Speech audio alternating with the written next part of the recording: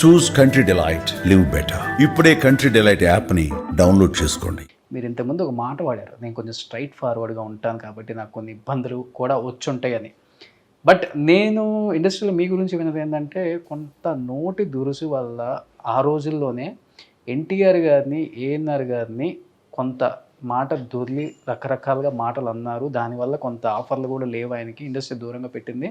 వాళ్ళు కూడా రివెంజ్ తీర్చుకున్నారు. అలాంటి ఒక 4-5 ఆర్టిస్టులలో నరసింహరాజు గారు కూడా ఉన్నారు అని చెప్పేసి ఒక పేరు ఉంది సార్. నిజమా అది? కాదండి. ఎందుకంటే ఎందుకు వచ్చింది మీకు? స్ట్రైట్ ఫార్వర్డ్గా ఏదో ఉన్న మాట అనుకున్నప్పుడు అటువంటిది జరిగి ఉండొచ్చు. అది పేపర్లో ఎక్కువగా రాస్తూ ఉంటారండి. ఏమని రాశారు సార్? అది అందరికీ తెలిసిన విషయమే. మళ్ళీ మళ్ళీ మళ్ళీ మళ్ళీ మళ్ళీ చెప్పుకోవటం అంత ఇది కాదు.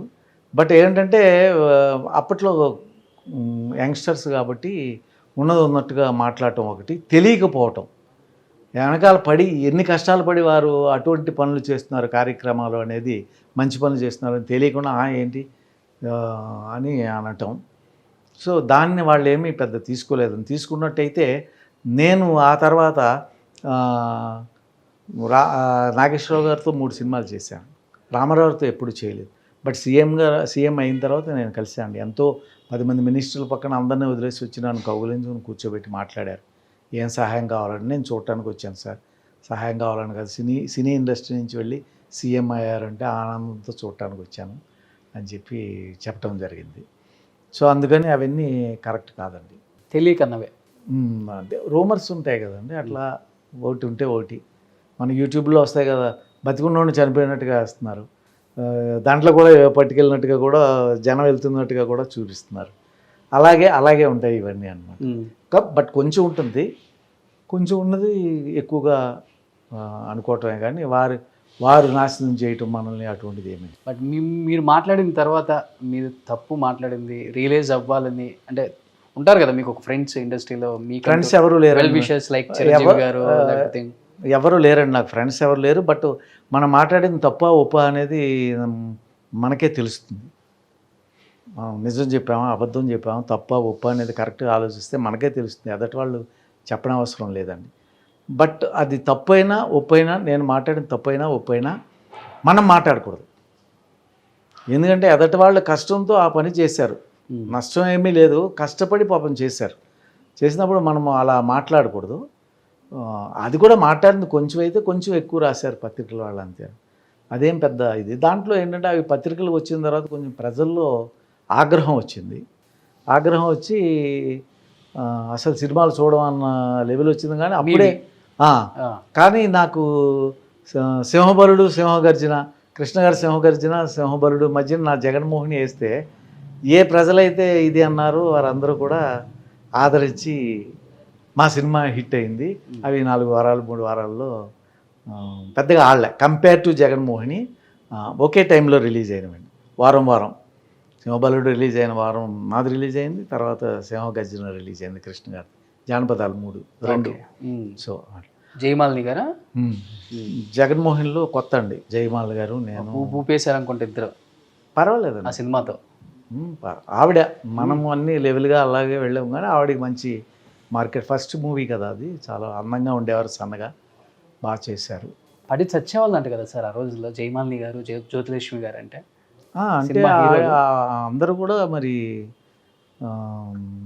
లైక్ చేసేవారు, అందరూ లైక్ చేసేవారు. ఫ్యాన్ ఫాలోయింగ్ ఎలా ఉంది మీ సినిమా రిలీజ్ అయిన తర్వాత ఆమెకి? ఇంకా ఎవరికి? జయమాలిని గారికి.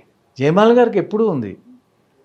కొంతకాలం జయమాల గారికి, కొంతకాలం జ్యోతిలక్ష్మి గారికి, అలాగే అనురాధ గారికి, స్మిత గారికి, ఎవరికి వాళ్ళకి కొంతకాలం చాలా బాగుంది. సో ఆ టైంలో నిలబెట్టుకోగలిగిన వాళ్ళు నిలబెట్టుకున్నారు, ఈవిడ బాగా నిలబెట్టుకున్నారు. నాకు వద్దు అనుకున్న తర్వాత శోభన్ బాబు గారు లాగా మానేశారు. వెల్ సెటిల్డ్ అండి, మంచి వ్యక్తి. సార్ 19 నాగు సినిమాలో మీరు హీరోగా, మెగాస్టార్ చిరంజీవి గారు ఒక విలన్గా చేశారు. ఈరోజు అదే మెగాస్టార్ చిరంజీవి గారికి ఒక ఇండస్ట్రీకి సౌత్ ఇండియాలోనే one of the finest actor ఎవరు అంటే ఎవరైనా కానీ ఇంకా నో డౌట్ చిరంజీవి గారి పేరు ఒక్కటే చెప్తారు. ఎలా అనిపిస్తుంది ఆయన ఎదుగుదల చూసినప్పుడు? కానీ ఎవరికండి? మీకు? నాకు ఏమీ అనిపించదు. ఎందుకంటే నా పక్కన ఉన్న వాళ్ళు ఎవరైనా వ్యాపారంలో పెరిగినా, ఆర్టిస్ట్గా పెరిగినా, ఏ విషయంలో పెరిగినా నాకు చాలా సంతోషం వేస్తుంది.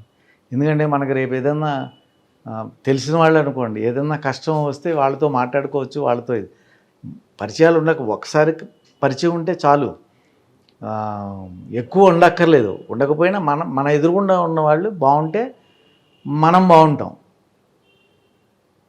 సో ఆ విధంగా నేను సంతోషపడతాను. నేను ఎన్నో సినిమాలు టీవీలో వాటిల్లో చూసుకొని చాలా సంతోషపడతాను. నాకు తెలుసు కూడా, అంటే అంత అవుతారని తెలియదు కానీ చాలా మంచి ఆర్టిస్ట్ అవుతారు, చాలా బిజీ అవుతారు, గొప్ప హీరో అవుతారు నాకు తెలుసు. ఎందుకంటే పునాదిరాడులో సాంగ్స్ అవి వస్తూ ఉంటే బయట ఈ రిక్షాల మీద తిప్పుతారు కదా, గ్రామ్ఫోన్ రికార్డ్స్ అని ఉంటాయి కదా, అవే కదా పోస్టర్ వేసి తిప్పుతారు. అవి వచ్చినప్పుడు ఆయన లేచి డ్యాన్స్ ఆడేవారు, రకరకాలుగా చూసుకునేవారు. పక్కన ఇంకా అబ్జర్వ్ చేసేవాళ్ళు కాదు, ఎవరైనా చూస్తున్నారా ఏమిటా అది ఇది అని. సో ఆయన కృషితో మంచిగా పైకి వచ్చారు.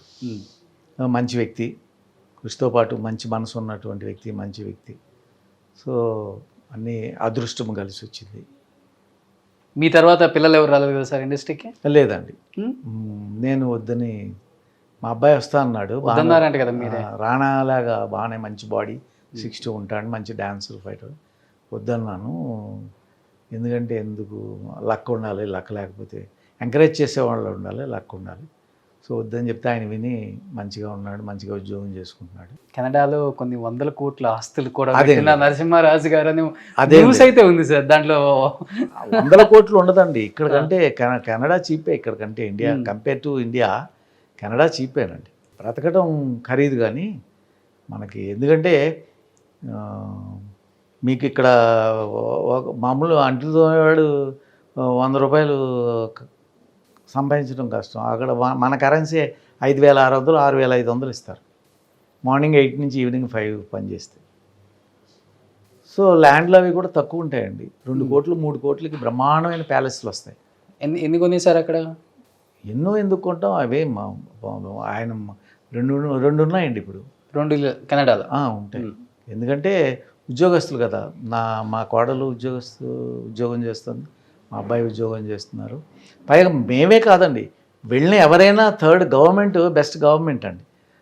గవర్నమెంట్ ఏం చేస్తుందంటే 3 నెలల్లో మీరు ఇల్లు కొనేసుకోవాలి, ఓకే ఇచ్చేస్తుంది మీకు ఉద్యోగం పోయింది అంటే మీకు ఏ పేమెంట్, మీకు ఉద్యోగం వచ్చే వరకు మళ్ళీ మీకు ఆ శాలరీ ఇచ్చేస్తుంది.